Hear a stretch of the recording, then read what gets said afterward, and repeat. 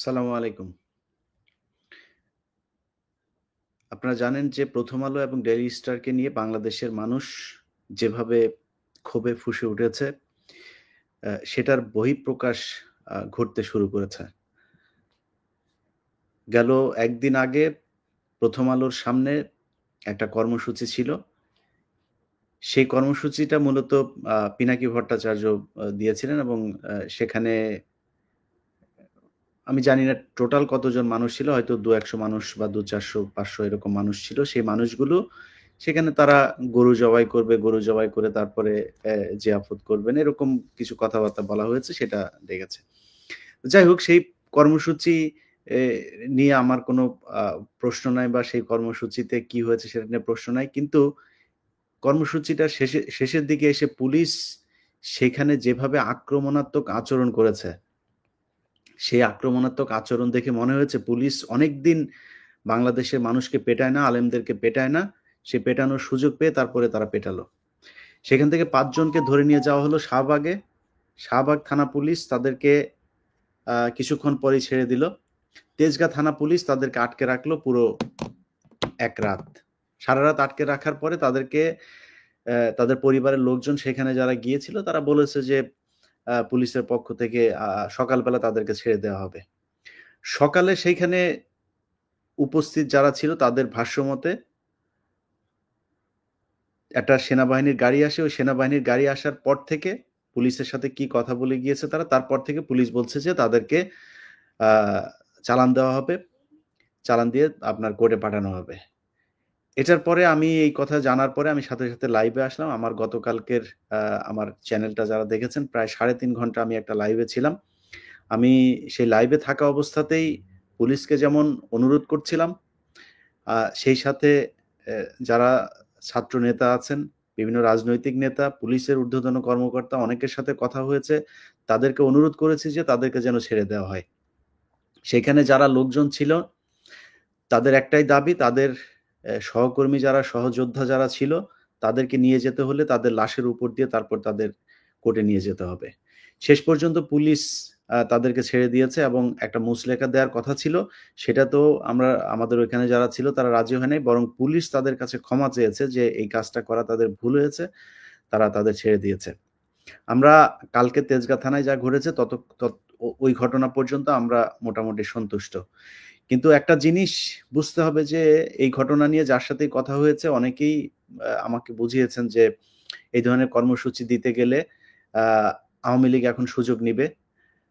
এটা আমরা যেমন বুঝি, আপনি যেমন বুঝেন, এটা বাংলাদেশের গোয়েন্দা সংস্থা যারা আছে, পুলিশ যারা আছে তাদেরও বুঝা উচিত। যারা এখন সরকারে আছে তাদেরও বুঝা উচিত। যে কোনো একটা বিষয় নিয়ে যদি আন্দোলন হয়, সেটার সুযোগ এই আওয়ামী লীগ নিবে এবং আওয়ামী লীগের যে প্রেতাত্মা যেসব গোয়েন্দা সংস্থা এখনো আওয়ামী লীগের লোকজন আছে, পুলিশে যারা আওয়ামী লীগের লোকজন আছে, গতকালকে আপনারা দেখেছেন যে মানুষকে ৳২,০০,০০০ ৳৫,০০,০০০ ৳১,০০,০০,০০০ লোন দেওয়ার কথা বলে বিভিন্ন জায়গা থেকে মানুষজনকে ভাড়া করে তারপর ঢাকায় নিয়ে আসা হয়েছে। তো এই ধরনের অনেক ঘটনা তারা ঘটাতে পারেন। আপনারা যেমন জানেন আমরাও এটা জানি। কিন্তু সেটা বন্ধ করার জন্য আমাদেরকে যেমন দায়িত্ব নিতে হবে, আমাদেরকে যেমন দায়িত্বশীল হওয়ার অনুরোধ করেন, আপনাদেরকেও ঠিক ততটাই দায়িত্বশীল হতে হবে। বাংলাদেশে 'প্রথম আলো' এবং 'ডেইলি স্টার' এই দেশকে জঙ্গিবাদ বানানোর জন্য সারা পৃথিবীতে তারা সংবাদ প্রচার করে সারা পৃথিবীকে জানিয়েছে এটা একটা জঙ্গি রাষ্ট্র। এই ব্যাপারে যদি কারো কোনো দ্বিমত থাকে তাইলে এসেন। আর সাংবাদিক হইলেই যা মনে চায় তাই করেছে তাদের ব্যাপারে কোনো কথা বলা যাবে না, বললেই গণমাধ্যমে টুটি চেপে ধরা হবে। এরকম কিছু সুশীল মার্কা ওই যে ডক্টর জাহিদুর রহমান কারা আমরা কিন্তু চিনি।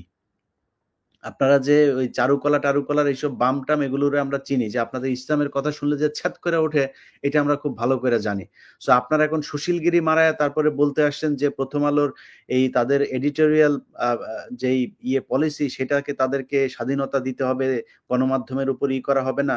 আপনার মতো এরকম বহু সুশীল দেখে আসি 'প্রথম আলোর' ওইখানে যায়া পা চাইটা ২,০০,০০০ ৫,০০,০০০ টাকা নিয়া তারপরে ওদের পা চাইটা এখানে এই কলাম লেখে। এগুলো বহু দেখে আসছি আমরা। এই দেশে এই আবুল আসাদের কথা মনে আছে? আবুল আসাদের কথা আমরা খুব মনে আছে যে কলারে ধরে ঘাড়-টাড় ধাক্কা দিয়ে কিভাবে তাকে অফিস থেকে বের করে দেওয়া হয়েছে। কোন অপরাধ ছিল তার? মোসাদ্দেক হোসেন ফালু এই দেশে থাকতে পারে নাই। একুশে টেলিভিশনের চেয়ারম্যান ২ বছর জেলখানায় ছিল। এই দেশে মাহমুদুর রহমানের কি অবস্থা হয়েছে তা দেখেছে। একের পর এক গণমাধ্যম এখান থেকে হয়েছে। এখানে সাংবাদিকরা চাকরি করতে পারে না, দেশ থেকে বের হয়ে যেতে হয়েছে। কনক সারোয়ার, তার সাথে তাকে জেলখানায় রাখার পরেও সরকারের শান্তি হয় নাই। তার বোনকে পর্যন্ত জেলে থাকতে হয়েছে প্রায় ১ বছর। কই ছিলেন তখন? তখন এই দেশে এডিটোরিয়াল যে পলিসি, সেই পলিসি কোথায় ছিল? এই যাদের কথা বললাম, এরা তো অপরাধ করে নাই, এরা তো এই দেশ বিক্রি করে নাই। প্রথম আলো, ডেইলি স্টার একদম প্রমাণ করে দিয়েছে।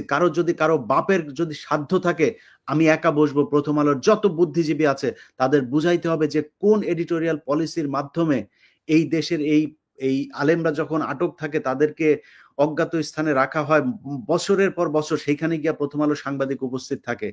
প্রথম আলোর যে নিউজগুলো করেছে জঙ্গি তকমা দিয়ে, সেই মেজর জিয়া থেকে শুরু করে হারুন ইজহার, জসিমউদ্দিন রহমানি, এদেরকে যে জঙ্গি বানানো হয়েছে, এর জবাব প্রথম আলোকে দিতে হবে। প্রথম আলোর অফিসের সামনে গিয়া গরু জবাই করা, নামাজ পড়া, ওগুলি নিয়ে আমার কোনো সে নাই। আমি ওই কর্মসূচি দেও নাই। ওইরকম কর্মসূচি যদি কেউ দেয়, আমি তার প্রতি মনও আমার সম্মতি থাকবে। কিন্তু আমার কথা হচ্ছে যে তাদের ব্যাপারে কিছুই বলা যাবে না। একেকজনের কর্মসূচি একেক রকম হবে, খুব স্বাভাবিক। কিন্তু প্রথম আলোর ব্যাপারে আইনগত ব্যবস্থা নিতে হবে। যে মামলাগুলো এখন চলমান আছে, যে মামলাগুলো হচ্ছে, সেই মামলাগুলোর ব্যাপারে পুলিশকে পদক্ষেপ নিতে হবে। যারা এখনই আগে থাকতে এইসব জানার পরে এটা বলার চেষ্টা করছে যে প্রথম আলোর ব্যাপারে কিছু করা যাবে না, তাদেরকে একটু সাবধান হয়ে কথা বলতে হবে। গতকালকে সময় টেলিভিশনকে হুঁশিয়ার করে দিয়েছিলাম যে তাদের ব্যবস্থা নিতে। এইখানে নিউ ইয়র্কে আছে যে ছাত্র আন্দোলনের ব্যাপারে সরাসরি তাদের বিরুদ্ধে কাজ করেছে। এই টাইম স্কোয়ারে তাকে এখানকার যে ছাত্র আন্দোলনের পক্ষে যারা আন্দোলন করেছে তারা ধরে তাকে পিটিয়েছে। তারপরে কমল দে থেকে শুরু করে যারা আছে তাদের ব্যাপারে পদক্ষেপ নেওয়া হয় নাই। গতকালকে আপনাদেরকে আমার ফেসবুকে জানিয়েছি, তাদের যে জুবায়ের সহ ২ জন হত্যা মামলার আসামি হয়েছেন। এরকম প্রথম আলোতে কে কোন দিক দিয়ে কোন হত্যা মামলায় ঢুইকা যাবে, এর কোনো ঠিক ঠিকানা নাই। সো তাদেরকে সাবধান হয়ে চলতে হবে। যারা মনে করছেন যে বাংলাদেশে সাংবাদিকতা করবেন, যা মনে চায় তা করবেন, যা মনে চায় তাই করেছেন, এটার কোনো বিচার নাই। আপনাদের পেছন থেকে এখনো আমরা সরে যাইনি। এত সহজ মনে করলে হবে না। হিসাব ১৫ বছরের। এর কড়ায় গন্ডায় দিতে হবে। তো যারা প্রথম আলো, ডেইলি স্টার সহ কালবেলার, সন্তোষ শর্মা, এদের যার এই জঙ্গি সম্পৃক্ততায় যারা বাংলাদেশে হাজার আলেমকে জেলখানায় রেখেছে, হাজার আলেমকে গুম করেছে, খুন করেছে, তাদের এটার জবাব দিতে হবে। এটার জবাব দেওয়ার জন্য কে কোথায় কোন আন্দোলন করলো, কি করলো, সেটা নিয়ে সমালোচনা করার চাইতে তাদের বিচার করতে হবে। কারোর যদি কোনো সে থাকে, কারোর যদি কোনো তর্ক বিতর্ক করার ইচ্ছা থাকে, এসেন, তারপরে বললেন যে প্রথম আলো, ডেইলি স্টারের কেন বিচার হবে না। তো প্রথম আলো, ডেইলি স্টার বন্ধ হবার কোনো দরকার নাই। তাদের এই ঘটনার সাথে মতিউর রহমান, মাহফুজ আনাম, টিপু সুলতান, সাবিয়া আলম থেকে শুরু করে এই গোলাম মর্তুজা, যারা জড়িত ছিল, তাদের সবার বিচার হইতে হবে। এই বিচার যদি না করা হয়, এটার জন্য যতদিন আমরা একটা পর্যায় পর্যন্ত অপেক্ষা করব। তারপরে দাড়ি টুপিওয়ালা লোকজন দেখা বিদেশিরা কি বলবে না করবে, এই দেশে প্রধানমন্ত্রী আর মন্ত্রী হয়ে ডাল চাল জনগণের ত্রাণের টাকা চুরি করার স্বপ্ন আমাদের নাই।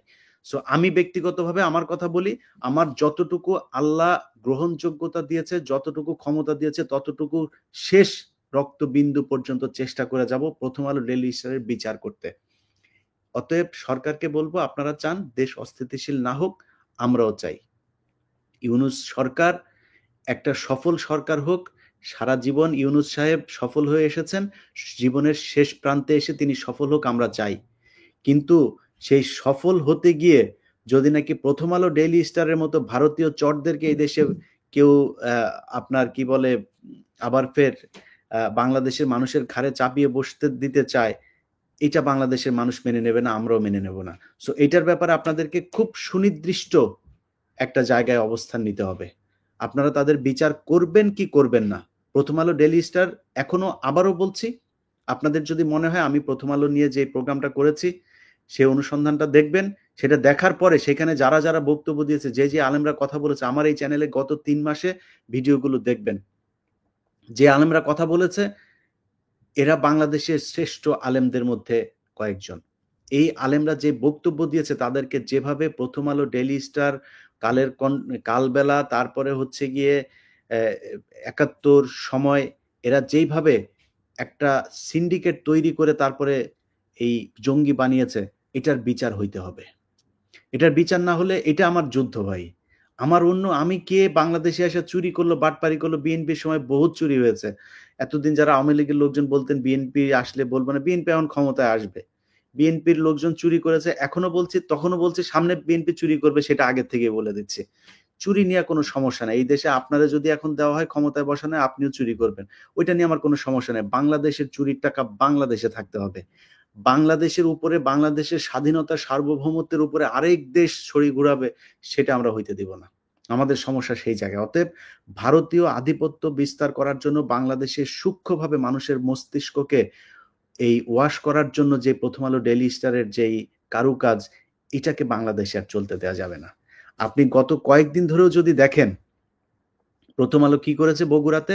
মাদ্রাসার ছেলে, তাকে বলল যে সে নাকি তার মাকে খুন করে তারপরে ফ্রিজের ভেতরে ঢুকিয়ে রেখেছে। দেখেন না এটা? প্রথম আলো সবার আগে নিউজ। প্রথম আলোর নিউজ এখনো 2 দিন আগে তারা ওই যে ওর নাম কি, সুলতানা কামাল, তাকে দিয়ে নিউজ করেছে যে শেকর থেকে কি বলে যে রিসেট বাটন চাপলে, যে ডক্টর মোহাম্মদ ইউনূস বলেছে না, রিসেট বাটন চাপলে নাকি এই প্রজন্ম মারা যাবে, তোদের রিসেট বাটন নিচে দিয়ে দেওয়া হবে সুলতানা কামাল। তোমাদের মতো চর, তোমাদের মতো ভারতীয় এজেন্ট আমরা বহু দেখে আসি। সুন্দর সুন্দর মিষ্টি মিষ্টি কথা বলে 71-এ যায় টকশো করতা, আলেমরা যায় জেলখানায় মরতো, বোমা মারতো, এগুলো বানায় বানায় তারপরে তোমরা বলতা। মনে নেই আমাদের এগুলি? সো তোমাদের বুদ্ধিজীবী প্রতিটা ঘটনাকে কাউন্টার দেওয়া হবে। প্রথম আলো বুদ্ধিজীবী নিয়ে এসে আলোচনা করবে প্রতিটা জিনিসকে, একদম ওয়াচ ডগের মতো এখানে আমরা বসে বসে তারপর দেখব কোথায় কি করে। সো সরকারকে বলবো আবারও যে আপনাদের কাছে অনুরোধ, আপনারা এই সরকার ভালো চলুক সেটা চান, আমরাও চাই। আপনারা 3 বছর থাকবেন না 5 বছর থাকবেন, আমরা বিএনপিও করি না ভাই, জামাতও করি না। আমরা চাই হাসিনা মুক্ত, ভারত মুক্ত দেশ। এরপরে কে ক্ষমতায় আসলো না আসলো, যায়ও না আসুন, আপনারা 10 বছর না, আপনারা সারা জীবন থাকেন, কিন্তু দেশটা দেশের মতো চলতে হবে। এই দেশের মানুষের কথা বলার অধিকার থাকবে। এই দেশের মানুষ কোনো দেশের কাঁটাতারে ঝুলে থাকবে না। এই দেশের মানুষ তাদের যেই পত্রিকা, টেলিভিশন যেগুলো তাদের ট্যাক্সের টাকায় চলে, সেইখানে তাদের কথা বলবে, আরেক দেশের হয়ে তারপরে কথা বলবে না। সো এইসব জায়গাগুলো পরিষ্কারভাবে আপনাদের নিশ্চিত করতে হবে যে ইয়েস, আমরা মানুষের এই অধিকারগুলো সংরক্ষণ করব। আমাদের কোনো সমস্যা নেই। আপনাদের যা প্রয়োজন, আপনাদের যদি প্রয়োজন হয় বিদেশ থেকে টাকা পয়সা দেওয়ার, আমরা দরকারে ফান্ড শুদ্ধ দিব আপনাদেরকে, কোনো সমস্যা নেই। কিন্তু এদের ব্যাপারে একদম সুনির্দিষ্ট অবস্থান আপনাদেরকে নিতে হবে। যদি না নেন, তাহলে অস্থিতিশীল যদি হয়, এটা করার জন্য প্রয়োজন আরো কিছু করা হবে। তখন আমাদেরকে দোষ দিতে পারবেন না। আমরা তাকিয়ে আছি, এখন আপনাদেরকে আরো সময় দিতে চাই, ব্যবস্থা নেন। আমি মনে করি যারা ছাত্র এই প্রতিনিধি আছে, নাহিদ, আসিফ, আরো ছাত্র প্রতিনিধি নেন, তাদেরকে সর্বোচ্চ ক্ষমতা দিতে হবে। নাহিদ এবং আসিফ এখন এই মুহূর্তে সরকারে আছে, মাহফুজ আছে, তাদেরকে সর্বোচ্চ মানে ক্ষমতা দিতে হবে, তারা যেন এগুলো বাস্তবায়ন করতে পারে। আমি মনে করি তাদেরকে ঠিকভাবে যদি কাজ করতে দেওয়া হয়, কারণ তারা এই বিপ্লবটাকে ধারণ করে।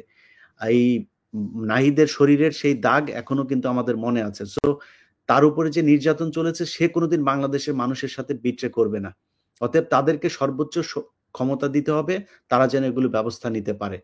যদি নাকি তাদেরকে চাপ দিয়ে এই সংস্থা, ওই সংস্থা, এই উপদেষ্টা, ওই উপদেষ্টা, এগুলো করে যদি তাদেরকে এই প্রথম আলো ডেইলি স্টারের ব্যাপারে যদি ব্যবস্থা নিতে বাধা দেওয়া হয়, তাহলে আমরা তখন কিন্তু মানুষজন রাস্তায় নামবে এবং এই ধরনের বিশৃঙ্খলা তৈরি হইতে থাকবে।